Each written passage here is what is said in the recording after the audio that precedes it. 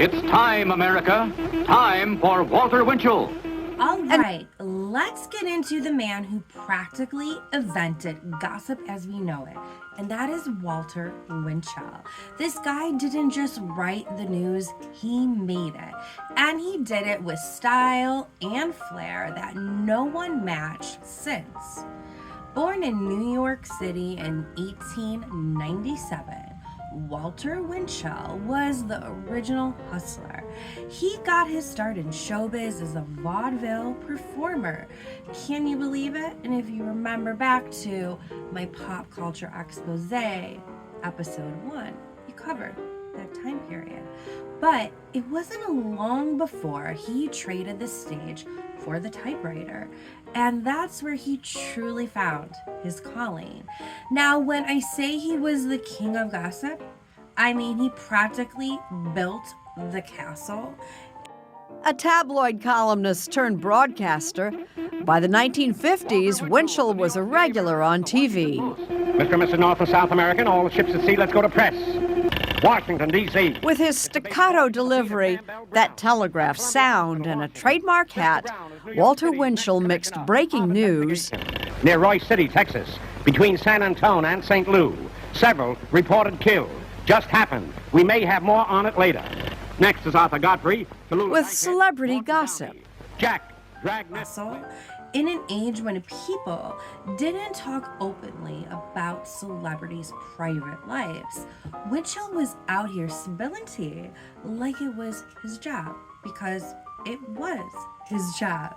And oh, he did it with style.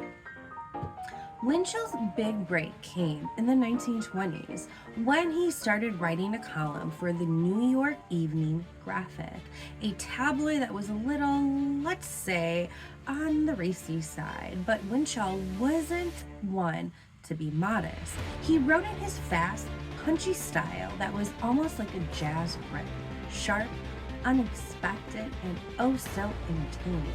He understood that gossip wasn't just about spreading rumors, it was about showmanship. His column became a hit, and soon enough, Winchell was the guy everyone in New York was talking about.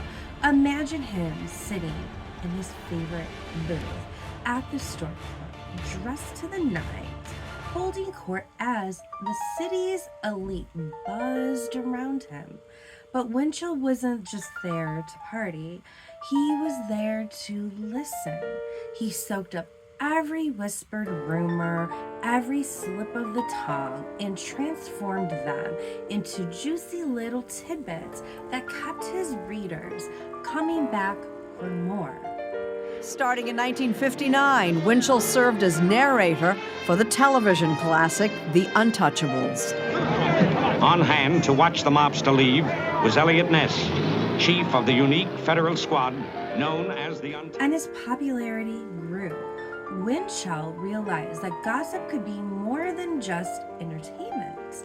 He had the power to shape reputations, and he used it. By the 1930s, he was writing for the Daily Mirror and had his own national radio show reaching 50 million listeners a week. Totally epic for that time period. Think about that. He had a platform so big, he could influence public opinion on a massive scale, and he did that. He called out politicians, mobsters, and movie stars alike. Flanked by swastika flags and American flags. Winchell cannot allow the event to go unnoticed by the American people. In every corner of the land, America was nauseated. The American press unanimously condemned it as the vilest sacrilege ever perpetrated in the name of American freedom. As Hitler's forces occupied Paris and threatened to invade Britain, public sentiment in America remained strongly against intervening. The America First Committee, founded as a student anti-war movement, takes a dark turn when Charles Lindbergh becomes its spokesman. While most of the country reveres the heroic aviator, When Lindbergh praises Germany and is given a medal by the Nazis, Winchell is quick to go on the attack. Lindbergh made a speech in Des Moines Thursday night, an unmistakable appeal to anti-Semitism. We cannot allow the natural passions and prejudices. Lindbergh asks his audience, who's leading us to war? It's the Jews. The British, the Jewish, or the administration. And then he slips into some of the worst anti-Semitic tropes. And why are we getting this message to go to war? Where are we getting it from? Well, we're getting it from the media. And don't the Jews control the media? What he's saying, Jews aren't Americans. Our government, our press. The Jews are not part of our.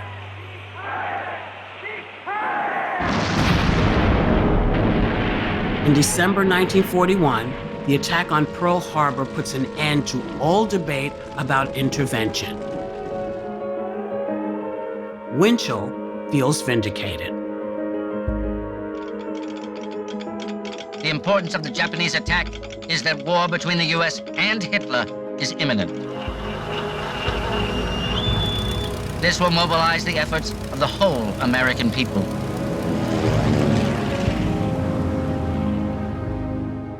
If you were in his good graces, well, you were golden, but cross him and you'd find yourself on the receiving end of a very public takedown. Winchell had no problem dishing out insults and innuendos if he felt someone deserved it. This wasn't just gossip, it was power. Winchell understood that he could make or break someone's career with a single line. He loved every second of it. Now, Winchell wasn't just known for what he said, it was how he said it. He had this rapid-fire delivery that was as sharp as it was unforgettable, and he created his own vocabulary, coining phrases like the Big Apple for New York, or calling corrupt politicians rats in the cellar. His language was catchy, almost addictive, and it pulled people in. Imagine him on the radio saying something like, "A certain Broadway starlet has developed a taste for gin and gentlemen." Who wouldn't want to know who he was talking about? Winchell's words painted pictures, and he knew just how to tease the audience enough, without giving them the whole story. That was his magic. You give just enough to keep your viewers and listeners guessing, to keep them coming back. Attention, Mr. and Mrs. United States. I have just seen Wilson. This remarkable Technicolor motion picture is another achievement for 20th Century Fox. It is the high mark in the brilliant career of Darryl F. Zanuck. It is packed with entertainment from start to finish. You will feel the thrilling rhythm of the national anthem with every beat of your heart. Don't miss Wilson. Winchell wasn't just about the elites. He was a part of their world. He had connections everywhere, from mobsters like Al Capone to Hollywood stars and even presidents. He was friends with Franklin D. Roosevelt, who saw Winchell as a tool to spread messages to the masses, and Winchell loved it. He was the man with the scoop, the guy with the tie-in. But as much as he had friends, he had enemies. Winchell was known for his brutal feuds. He famously went after the comedian Milton Berle, calling him out in his column and essentially putting him on blast for the whole country to see.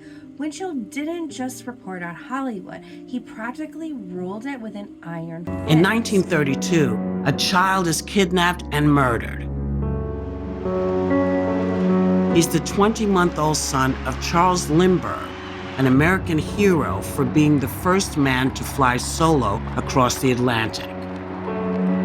2 years later, Bruno Hauptmann is arrested for the crime. This is the trial of the century, and any byline in America wants to be there.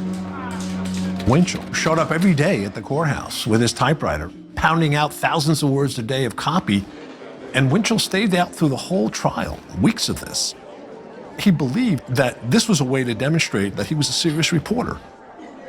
Winchell doesn't just take a reporter's byline, he becomes the headline. In doing so, he pioneers the blending of news and entertainment. From row A, seat 5, Flemington Courthouse, January 17th. Witnesses confirmed this writer's contention at the time. The money was allegedly spent by Bruno on September 15th, 1934 in the morning. He understood that people wanted novelty, that fact was irrelevant, really. He uses his access to power to file sensational exclusives. Winchell is talking to the prosecutor, who he dines with most evenings. So he's reporting not just the details of the trial, but he's giving you the kind of local color that only Walter Winchell can give you. That spellbinding 40 minutes late Friday afternoon will never be forgotten by those of us who were there. It was the fury and the fire of the prosecutor who, it seemed to most of us, was representing civilization. The verdict was guilty. For Winchell, the verdict is in. He's a legitimate journalist. Oh, that's another big one for me. If Come on. someone crossed him, he wasn't just mad. He'd write about it publicly. It was all a part of his mystique, the blend of power and revenge that made him both respected and feared. Now, Winchell wasn't just spilling tea about celebrities. He was also deeply involved in politics, as mentioned. In 1940s and 1950s, he became one of the loudest voices against communism, supporting Senator Joseph McCarthy's witch hunts. He used his column to accuse people of being communist sympathizers. And let's just say he wasn't exactly delicate about it. Winchell saw the world in black and white, and he wasn't afraid to use his influence to push his agenda.